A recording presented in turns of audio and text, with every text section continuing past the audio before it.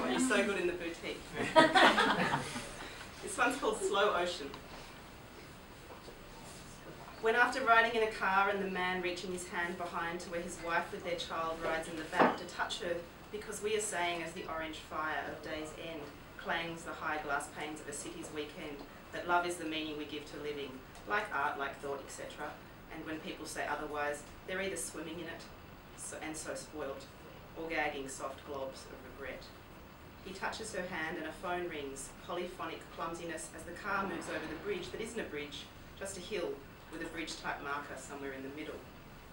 We did not see dolphins, but my hair flew salty and they passed around biscuits and poured kettle water onto people's freezing extremities.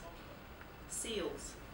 The smell of seals and wooden structures out to sea. I wonder about birds who plait their necks and mate for life, dancing over and over. This repetition matters. A dollop of feathers the colour of yolk, dropping corsages of seaweed and dive-bombing that medium of feelings. I am working at peeling off my eyes the salt and encountering the daft terribleness of this ancient, welt-raising sickness. The brows of dogs, chins of cats, and smell of lawn, the olfactory skin of our submerged history. Snorting light in a brine-lapped temple, the lovers who lost their chance to be lovers dissect skeletons and why it all went so awryly, and their answers smell of something dead and long drying. On the boat, we travelled in a net suspended above awkward reflections, mimicked sky and fishes. I will go extra slowly so as to speed things up, with life skirting a splintery edge indeed, like a warm fur mass all about to fall, red and cleaved, plunk into ocean.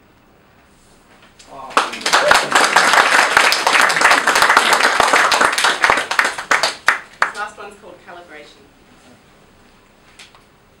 She lived with a kind of panic.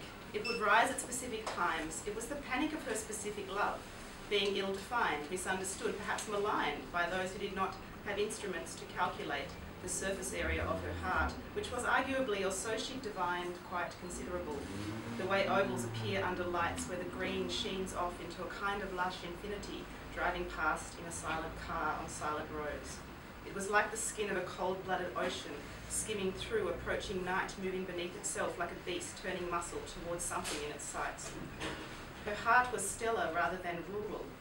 It nodded in the direction of fences, but really only to be polite. It travelled rather at the speeds at which clocks evade their mechanisms.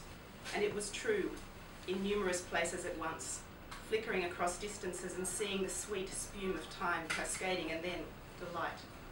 She tended her panic while grander parts of her gallivanted across the cardinal spaces, absolute distances with no gradations, her worry humming at her from the ship's dashboard like a small human child that had begged to come along on that curving, momentous ride. Together they would stare out into the silken spin of what was coming. She, standing feet planted firmly on nothing, smiling and still. The child, watching with wide eyes and hugging itself, thrilling at how colour can be pressed from dark space at speed. In the future, instruments may be calibrated. Until then, only guesses can be made, and poetry.